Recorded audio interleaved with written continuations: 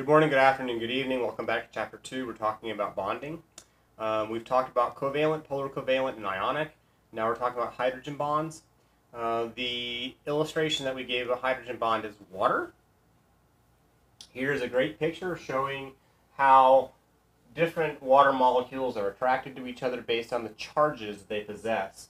Remember that hydrogen is going to have a weak positive and that oxygen is going to have a weak negative. And so the positive and negative on these two are attracted to each other in the same thing here. So what this does is this makes water really like to stick to itself, and it gives water a whole bunch of unique properties. When we talk about a chemical reaction, there are two different components to it. And the two different components are the reactants, the things that you react together, and the products. I mix together hydrogen and oxygen and I get water. These are the reactants. What they make is the product, reactants and product. Chemical reactions don't create or destroy matter. They only rearrange it. Hydrogen is still hydrogen, oxygen is still oxygen, but together they behave differently than each does individually. Water is a liquid at room temperature. Both hydrogen and oxygen are gases at room temperature. When you bind two atoms together, often the resulting product will have a very different behavior than either of the two that were bonded together. Hydrogen plus oxygen yields water. And the reason why it's drawn like this is to make sure that it balances. You don't ever just have one oxygen molecule, you always have two bonded together. So if I do that, then I'm going to need two hydrogen molecules. Two hydrogen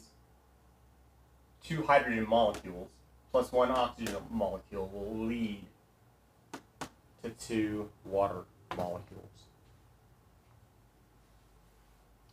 I said a couple minutes ago, that those hydrogen bond things are what give water its really strange properties.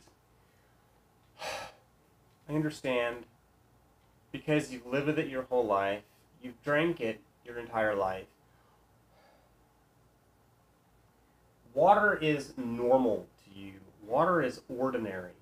You need to understand that water is not normal and that water is not ordinary, chemically speaking.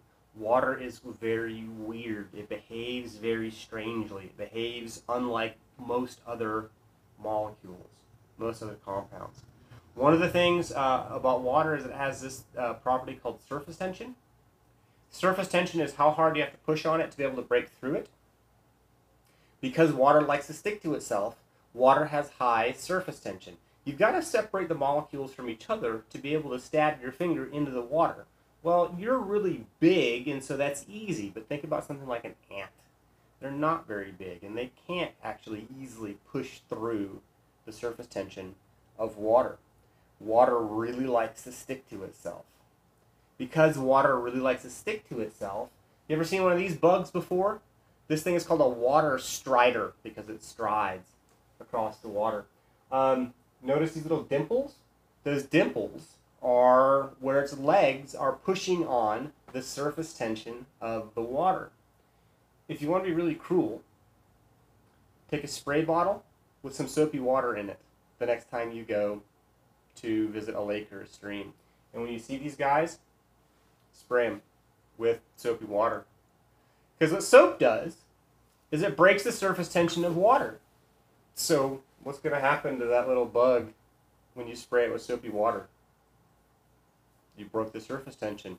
You basically just shattered the ice underneath of it, and then it's going to drown. Ah, why have you forsaken me?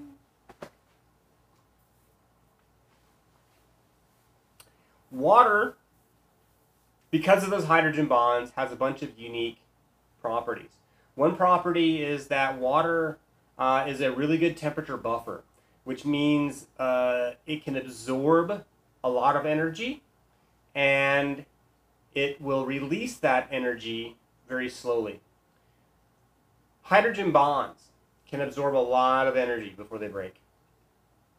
And in breaking means the water transfers from being liquid form to being gaseous form. That's when you've broken all the hydrogen bonds. So when you add energy, enough energy to make it boil, to make water boil, you have to add enough energy to break all those hydrogen bonds. Water heats up very slowly. Water cools down very slowly. An experiment you shouldn't try at home. Take 2 pans. Leave one empty, fill the other one with water, put both on the stove, and turn it on high. Put your finger in the water of the one pan and touch your finger to the bottom of the other empty pan. Which finger will you move first? The one that doesn't have any water in it. Because metal is not a good temperature buffer. Metal does not heat up slowly. It heats up really fast. And it also cools down comparatively fast compared to water. And water. Good temperature buffer. Heats up slowly, cools down slowly. It's May right now while I'm recording this. It's about 90 degrees outside in May because we live in South Georgia. When's a good time to go to the ocean? What month is it finally warm enough to go swim in the ocean? And the answer is like June, July is when the ocean's finally warm enough. April, May, June, it's not really warm enough. The ocean's actually still quite cold to go swim in. Late May, it's been in the 80s and 90s for several weeks. Why is the ocean still cold? Because water is a really good temperature buffer. It heats up really slowly and it cools down really slowly. We just said this a second ago. Water, because it heats up very slowly and cools down very slowly, water is actually a good stabilizer of temperature. So anywhere that's near a coast, the temperature tends not to change very quickly. Because if it gets hot, the water will absorb the heat, and then if it gets cool, the water will release the heat back again. Water is really good at stabilizing the temperature of ocean areas, and it's actually really good at stabilizing the entire planet's temperature to keep it from heating and cooling too quickly.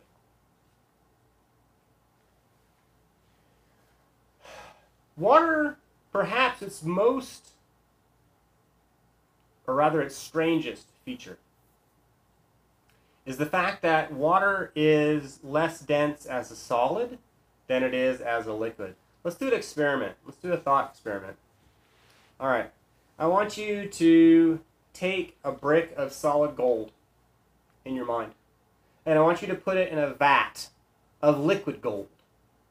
What's it going to do? It's going to melt. Yes, it's going to melt. But what happens before it melts? Is it going to float or is it going to sink? Oh, it's going to sink right to the bottom. Okay, so let's take a brick of solid iron and let's put it in a vat of liquid iron. And what's going to happen to my brick of solid iron? Is it going to float or is it going to sink? It's going to sink straight to the bottom. Let's take a brick of solid water and we're going to put it in a vat of molten water. And what is that brick going to do? Is it going to sink or is it going to float? It's going to float. When you put ice in water, when you put solid water in liquid water, what does the solid do? The solid floats. It shouldn't do that. Nothing else does that. As things become solid, it means that the molecules or atoms become more tightly packed together. If it's more tightly packed together as a solid than it is as a liquid, that means the solid sinks. For the solid to float, it has to mean that it is less dense than the stuff it's floating in. That means that solid water is less dense than liquid water. And that is the case. That solid water, when water freezes, it forms this crystalline structure, it forms this big lattice work that actually pushes the molecules farther apart as ice than the molecules are when they are water. It's these hydrogen bonds. These hydrogen bonds pull the water molecules closer together than they are when they are a solid. That shouldn't happen. it's the hydrogen bonds that make it happen. But water is just about the only thing that does this. Imagine the next time if water behaved the way everything else is supposed to, the way that everything else does. Imagine the next time you went and fixed a glass of tea. And after you've poured the tea in, you put some ice in your cup, and that ice sank straight to the bottom. You'd probably pour the tea out, because there's something wrong with it. No, in this case, water is just behaving the way it's supposed to. Imagine what would happen to lakes up north if water behaved the way everything else does. A nice, cold, freezing winter night, and the ice crystals start to form on the surface of the lake. Well, because water is going to behave the way everything else does, what is that ice crystal going to do? That ice crystal is going to sink. It's going to start drifting to the bottom. And as the night goes on and it gets colder and colder, more and more ice crystals form and start to float to the bottom. And pretty soon it's going to be snowing underwater. And what are the fish going to have to do then? As the ice crystals begin to accumulate on the bottom, the fish will have to keep swimming up and swimming up and swimming up as the bottom grows higher and higher and higher as it fills with ice crystals. And pretty soon you go fishing with a shovel, because all the fish will be flopping around on the surface of these ice crystals. There wouldn't be fish. There would not be fish in northern lakes if water behaved the way everything else does.